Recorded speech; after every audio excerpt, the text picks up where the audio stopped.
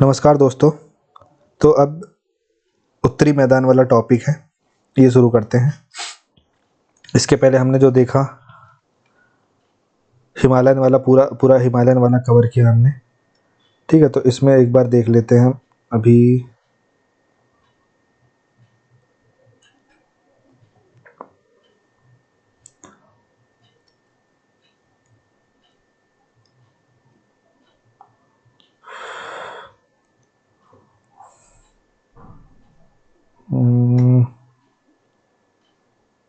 ठीक है, तो हमारे पास ये 6 डिवीज़न थे। इसमें से हमें सिर्फ ये पहला वाला हमने देखा, ठीक है। अब हमें दूसरा वाला देखना चालू करने वाले हैं। फिर ऐसे सोवन, फिर इसमें प्रायद्वीप पठार पढ़ेंगे। बाकी ये तीनों सब मैंने एक्स्ट्रा बता दिए थे, लेकिन टॉपिक बस ये 3 है, ठीक है।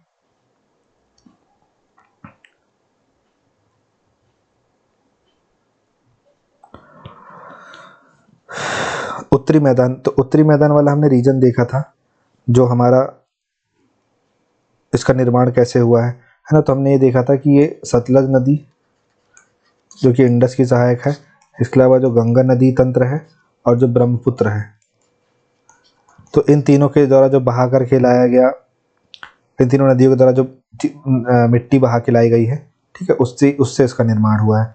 तो सिंधु, गंगा, ब्रह्मपुत्र नदियों से जलोढ़ जमा द्वारा निर्मित है ये। इसका विस्तार लंबाई में लगभग 3200 किलोमीटर है, ठीक है। ये मतलब इस तरीके से फैला हुआ है और चौड़ाई 150 से 300 किलोमीटर है। अगर एक बार इसका मैप देखना चाहें आप तो देख सकते हैं।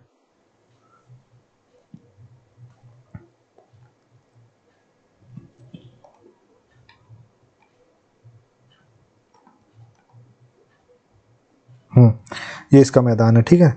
तो इस वाले एरिया में पूरा फैला हुआ है आपका ये वाला एरिया हो गया, ये पूरा एरिया है, ठीक है। तो इसमें पूरा फैला हुआ है आपका नॉर्दर्न प्लेन। तो इसके बारे में वही हम पढ़ रहे थे कि इतनी लंबाई है इसकी और इतनी चौड़ाई है इसकी। तो इस हिसाब से आप याद रखिए कि इसकी लंबाई ज़्यादा है और चौड़ाई कम है। इसके बाद आप देखिए कि इसका विभाजन कैसे किया गया है। तो भाबर, तराई, ठीक है, इस तरीके से इसको बांटा गया है। इसके अलावा इसको फिर जो भाबर है, तराई है, फिर जलोढ़ मैदान है, फिर जलोढ़ मैदान को फिर बांगर, खादर 2 में बांटा गया है। तो हमें क्या याद रखना है, जैसे अगर मैदान का डिवीज़न करें आप, तो इसका डिवीज़न इस तरीके से करें कि पहले भाबर, ठीक है, फिर बांगर, फिर उसके बाद तीसरा जलोढ़, फिर जलोढ़ 2 टाइम बढ़ जाएगा, ये आपका हो जाएगा बांगर, ये हो जाएगा खादर। देखिए, जो भाबर है वो शिवालिक तलहटी के पास एक संकीर्ण बेल्ट है 8 से 10 किलोमीटर की। यहाँ नदियाँ चट्टानें और पत्थर जमा करती हैं। अब देखिए, जैसे ये हो गया पहाड़, अब यहाँ से कोई नदी उतर रही है, तो ये अपने साथ जो बोल्डर्स लेकर के आएगी, वो उसको इस जगह पे वो एकत्रित कर देगी। तो ये वाला क्षेत्र होता है भाबर, ठीक है। उसके बाद फिर क्या होगा, भाबर के दक्षिण में दलदली बेल्ट आएगा। तो यहाँ पे फिर जब पानी स्लोप से और नीचे आएगा, तो यहाँ पे दलदल मार्सी एरिया बना देगा, ठीक है। इस एरिया पे बहुत हरी भरी वनस्पति होती है और ये अनुप क्षेत्र होता है। और ये जो है आपके धान के लिए और जो गन्ना जैसी फसलें हैं, इनके लिए बहुत इंपॉर्टेंट होता है। तो ये 10 से 20 किलोमीटर की बेल्ट है इसकी चौड़ाई में, मतलब। फिर इसके बाद जलोढ़ मैदान। तो जलोढ़ में 2 टाइप होते हैं, बांगर और खादर।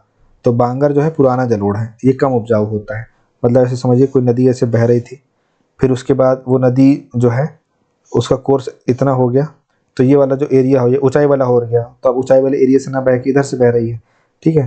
तो ये वाला जो एरिया हो गया, ये पुराना जलोढ़ हो गया, ठीक है। यह कम उपजाऊ हुआ अब ये, क्यों? क्योंकि इसमें अब नदी का पानी नहीं पहुंच रहा है, और दूसरा सारे जो इधर खेती हो चुकी तो मिनरल सक्स हो गए हैं इसके। लेकिन जो नया खादर है, ठीक है, वो नया जलोढ़ है और अत्यधिक उपजाऊ होता है। तो आपको अगर याद नहीं होता बांगर, खादर, तो आप याद रख लीजिए, जैसे खादर है खाद, तो खाद डाल देंगे तो उपजाऊ हो जाएगी। तो उपजाऊ तब होगी जब नया जलोढ़ होगा। तो इस तरीके से भू आकृतियाँ, इसमें रेत की पट्टियाँ, meanders, oxbow lake, braided channel, ये सब शामिल होते हैं। तो इनको स्किप करिए।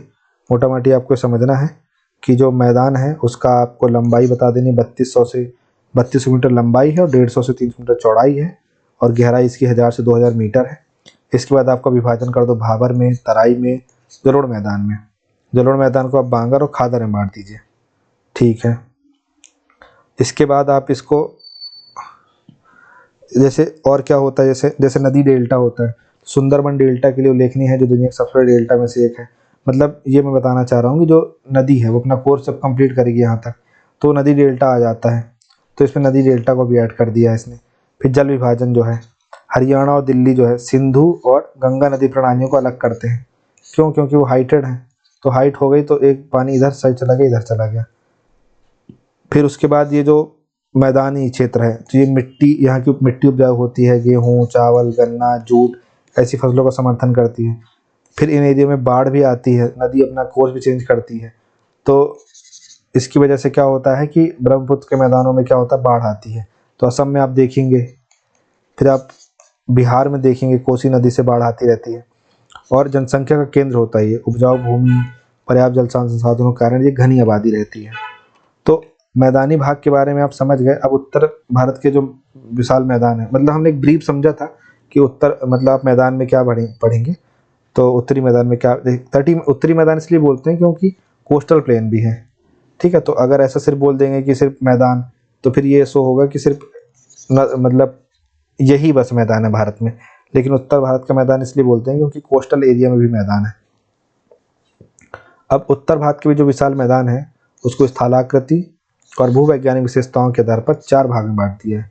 जैसे पहला भाबर, दूसरा तराई, फिर तीसरा बांगर और चौथा खादर। यही है कि आप इसको 3 कर सकते हैं, भाबर, तराई, जलोढ़। तो जलोढ़ को 2 भाग में बांटिए, पर ये भाबर हो गया। भाबर शिवालिक तलहटी के समानांतर चलने वाली एक सकरी पट्टी है। नदियों द्वारा जमा किए गए मोटे कंकड़, पत्थर और बोल्डर इससे बनी है ये। इस क्षेत्र में नदियाँ कैसी होती हैं, छिद्रपूर्ण मिट्टी के कारण गायब हो जाती हैं। फिर तराई भाबर क्षेत्र के दक्षिण में स्थित है। इसको ऐसे बना लीजिए, आप ऐसे बनाइए, तो आप इस क्षेत्र को आप बोल दीजिए कि ये भाबर है, ठीक है। फिर इस क्षेत्र को, इसको मारसी बना दीजिए, फिर ये तराई है। फिर ऐसे सो ऑन बढ़ते जाइए। तो जो भाबर है वो, सॉरी, जो तराई क्षेत्र है वो भाबर के दक्षिण में स्थित है। फिर घने जंगलों के साथ दलदली परिस्थितियों की विशेषता, यहाँ नदियाँ यहाँ फिर से निकलती हैं जो इसे उपजाऊ और कृषि के लिए आदर्श बनाती हैं। तो जैसे मैदान में पहुंचने से पहले नदियाँ किस क्षेत्र पे वापस दिखाई देती है, तो तराई में दिखती है, ठीक है। फिर बांगर बाढ़ के मैदान के ऊपर स्थित पुराना जलोढ़ मिट्टी वाला क्षेत्र है। इसमें कंकड़ के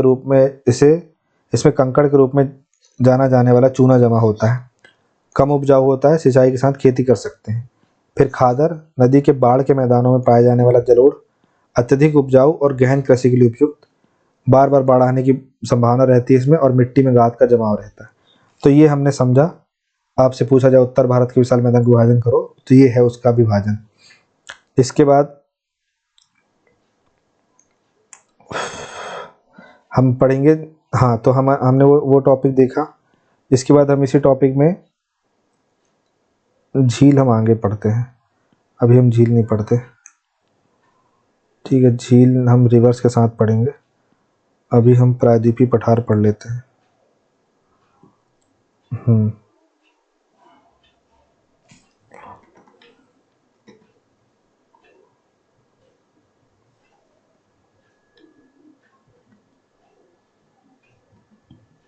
मैंने आपको प्रायद्वीपीय भारत के पठार का मैप शुरू में दिखाया था, एक बार और दिखा देता हूँ मैं आपको, क्योंकि वो ज़्यादा ज़रूरी है मैप होना, ठीक है। ये हो गया आपका प्रायद्वीपीय भारत का पठार, ठीक है। तो ये इतना जो एरिया है ये पूरा आपका प्रायद्वीप कहलाता है, ठीक है। अब प्रायद्वीप इसलिए कहलाता है क्योंकि ये आपका एक ये हो गया, ये हो गया, ये हो गया, 3 ओर से समुद्र से घिरा हुआ है, महासागरों से घिरा हुआ है, ठीक है। फिर हम इसी का ही पूरा डिवीज़न करेंगे कि दक्कन प्लाटो में बांटेंगे, फिर इसको मध्य हाईलैंड में बांटेंगे। तो इस तरीके से इसका पूरा विभाजन होगा। तो आप इसको दिमाग में रखिएगा कि ये है अपना पूरा एरिया है, जो ये वाला हो गया मैदान वाला आपका, ये आपका मैदान हो गया, ये वाला पूरा एरिया, ठीक है। फिर इसमें ये वाला एरिया भी डेजर्ट वाला हो गया, फिर ये वाला ये आपका कोस्टल प्लेन हो गया, ठीक है ना। तो हमने अभी क्या इधर, और हमने इधर ऊपर वाले एरिया में हिमालय वगैरह पढ़ लिया। तो अब ये हमारा प्रायद्वीपीय भारत का पठार वाला एरिया है,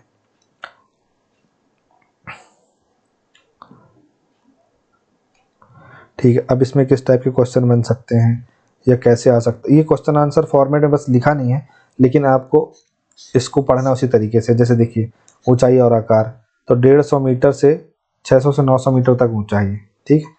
फिर उसके बाद अलग अलग सीमाओं के साथ आकार त्रिकोणीय है इसका, ठीक है। फिर उसके बाद सीमाएं, दिल्ली रिज, यहाँ पे जैसे मान लीजिए मतलब जो रायसीना हिल्स है अपनी, ठीक है, तो उत्तर पश्चिमी क्षेत्र में इसके अरावली का विस्तार है। फिर राजमहल की पहाड़ियाँ हैं पूर्व में। फिर गिर जो है पश्चिम में पड़ेगा, गिर जो आपका गिर रेंज, कौन सा गिर, जहाँ पे वो लॉयन मिलता है, एशियाटिक लॉयन मिलता है आपका। फिर कार्डमम हिल्स दक्षिण में, तो इसका छोर है पूरा, मतलब आप समझिए कि अगर आप इसको ऐसे बांटिए उत्तर पश्चिम, ये आपका उत्तर पश्चिम वाला एरिया हो गया, ये आपका पश्चिम वाला हो गया, ये साउथ वाला हो गया, ये पूर्व वाला हो गया। तो पूर्व वाला आपका राजमहल की पहाड़ियाँ हो गई, ये आपका पड़ जाएगा छोटा नागपुर झारखंड के एरिया में। ये आपका रायसीना हिल्स दिल्ली रिज हो गया, ये आपका गिर रेंज हो गया पश्चिम गुजरात में। और ये आपका कार्डमम हिल्स मतलब इलायची की पहाड़ियाँ ये दक्षिण में हो गई। फिर उत्तर पूर्वी विस्तार जो है इसका शिलोंग पठार और कार्बी एंगलोंग पठार तक फैला हुआ है। मतलब अगर आप देखेंगे तो अगर आप नॉर्थ ईस्ट का मैप बनाएं तो ये वाला जो एरिया है मेघालय वाला, गारो खासी जयंतिया वाला, तो इस रीजन पे आपका ये शिलोंग पठार, मेघालय की कैपिटल क्या है शिलोंग, ठीक है। तो शिलोंग पठार और कार्बी एंगलोंग पठार यहीं पे आता है। फिर प्रायद्वीपीय भारत के भीतर प्रमुख पठार हैं, ठीक है। हजारीबाग है, पलामू का पठार है, रांची का पठार है, मालवा का पठार है, कोयम्बटूर पठार है, कर्नाटक पठार है। फिर आपका बघेलखंड, बुंदेलखंड, मालवा का पठार, ये सब चीज़ें हैं। इसके बाद भूवैज्ञानिक, इसका भूवैज्ञानिक महत्व क्या है अभी आएंगे, अभी सबका डिवीजन करेंगे, सब में आएंगे।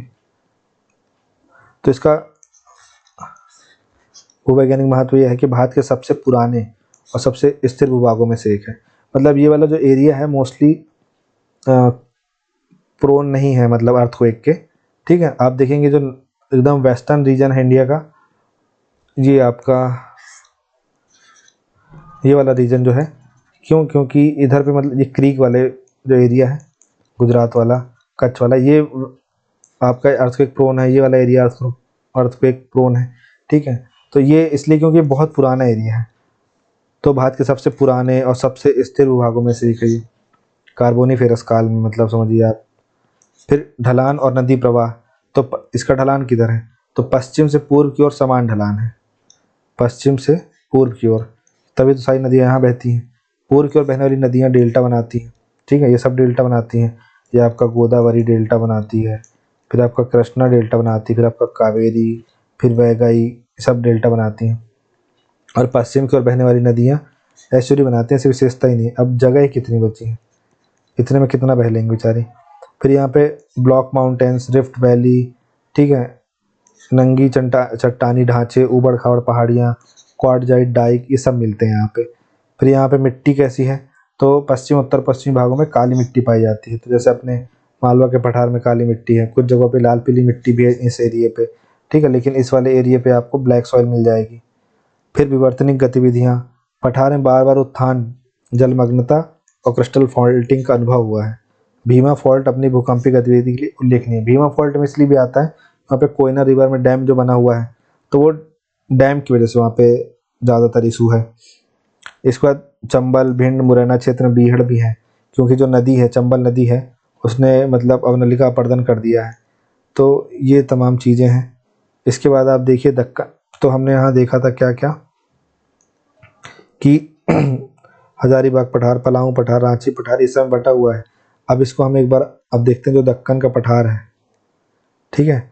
जैसे इसमें बोला गया दक्कन का पठार, तो दक्कन का पठार फिर पश्चिमी और पूर्वी घाट दो चीज़ें देखेंगे। इसके बाद जब आप देखेंगे कि मध्य हाईलैंड्स, तो मध्य हाईलैंड को भी हम विस्तार करेंगे, उसमें नदियाँ क्या है, उसमें हाईएस्ट रेंज कौन सी है, सब देखेंगे। फिर आपका पूर्वोत्तर पठार, जिसमें हम क्या देखेंगे, जो कार्बी आंगलोंग मेघालय वाला पठार है उसके बारे में देखेंगे। फिर उसके बाद इन सबको और बांटेंगे प्रायद्वीपीय पठार के प्रभागों में। तो अब देखते हैं हम जो प्रायद्वीपीय भारत है उसको जो बांटा गया है ना, तो उसको हम देख लेते हैं एक बार। ये आपका दक्कन का पठार आ गया। अब दक्कन का पठार जब आ गया तो इसमें हम क्या देखना है, स्थान और सीमाएं। तो पश्चिमी घाट, पूर्वी घाट, सतपुड़ा, मैकाल, महादेव, ये उत्तर से घिरा हुआ है। तो देखिए ये आप, तो यहाँ पे ये वाला पूरा एरिया आपका हो गया, सतपुड़ा मैकाल हो गया, इसमें महादेव भी हो जाएगा आपका। फिर पश्चिमी घाट जो है यहाँ पे, ठीक। फिर इसके बाद आपका यहाँ पूर्वी घाट जो है ये प्लेन के पहले ही होगा, ठीक है, तो मैदान के पहले ही होगा। तो ये जो एरिया है ये आपका दक्कन का पठार है।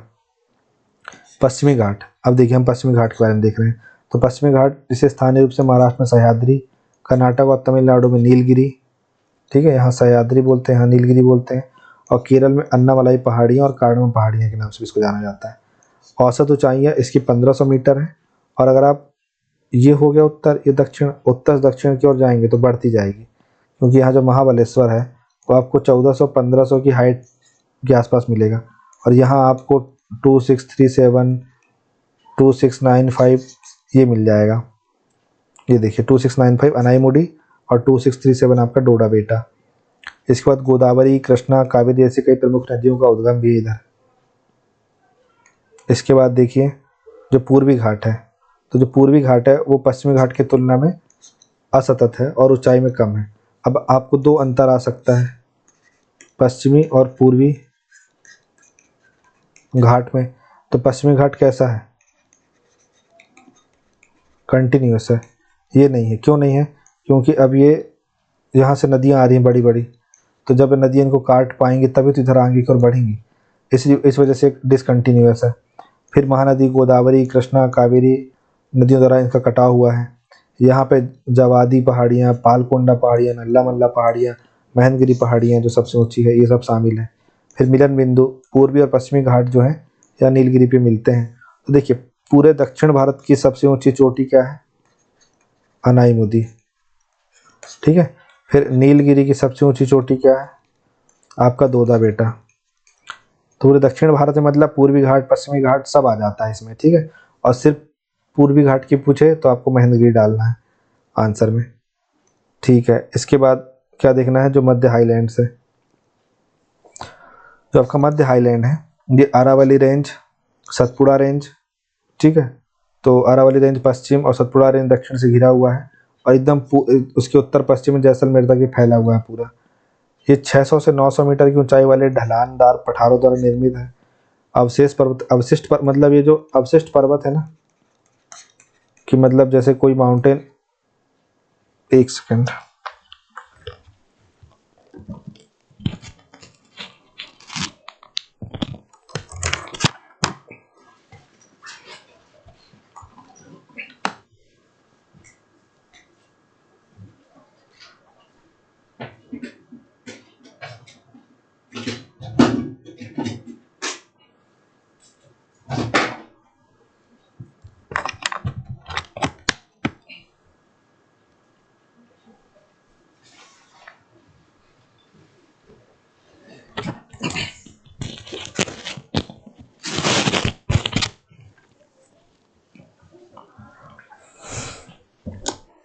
सॉरी फॉर इनकन्वीनियंस,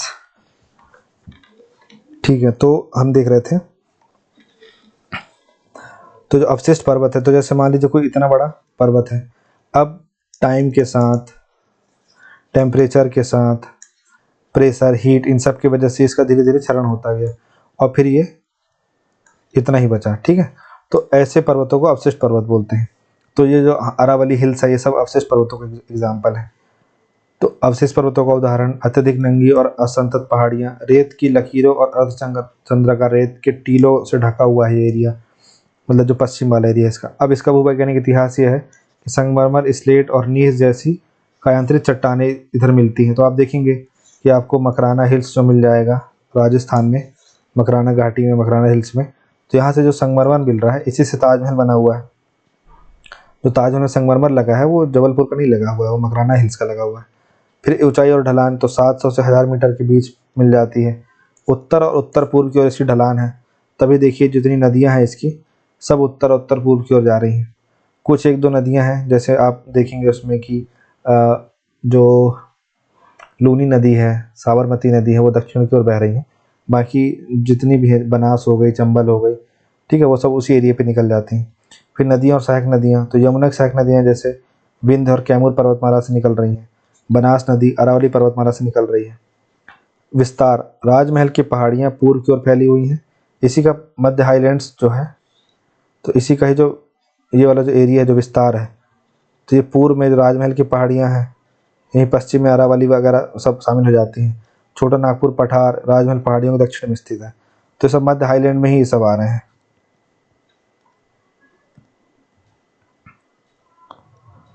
इसके बाद हम देखेंगे पूर्वोत्तर पठार। तो संरचना और उत्पत्ति। तो पूर्वोत्तर पठार जो है हिमालय की उत्पत्ति के दौरान बनी एक बड़ी दरार के कारण बनी।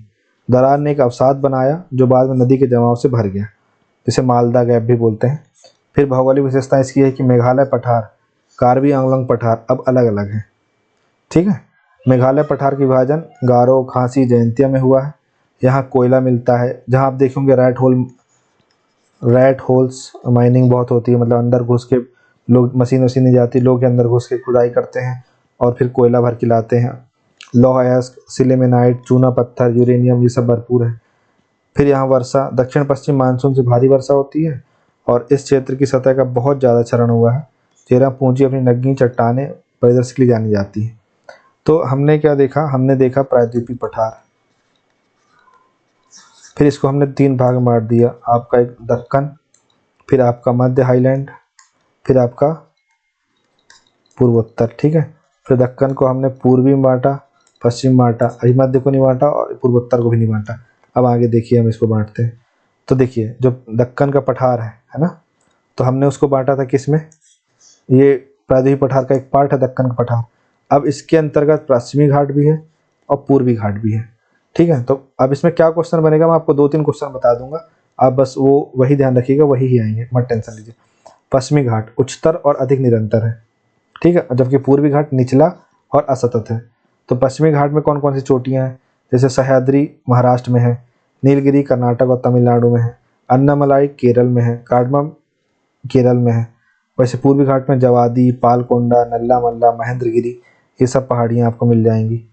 वहीं आप मध्य उच्च भूमि में देखेंगे। अच्छा, इसके साथ ही जैसे अगर आप इधर देखें पश्चिमी घाट में आपको, तो यहाँ पे आपको जैसे त्र्यंबकेश्वर मिल जाएंगी। ठीक है, फिर इसको आपको महाबलेश्वर मिल जाएंगी, चोटी मिल जाएगी। इसके बाद आपको ब्रह्मगिरी, तो त्र्यंबकेश्वर से आपकी गोदावरी निकली, महाबलेश्वर से आपकी कृष्णा निकली, फिर ब्रह्मगिरी से आपकी कावेरी निकली। ठीक है, उसके बाद फिर आपको नीलगिरी मिल जाएगी, नीलगिरी की पहाड़ी मिल जाएगी। तो नीलगिरी की पहाड़ी में सबसे ऊंची चोटी आपकी डोडा बेट्टा हो जाएगी।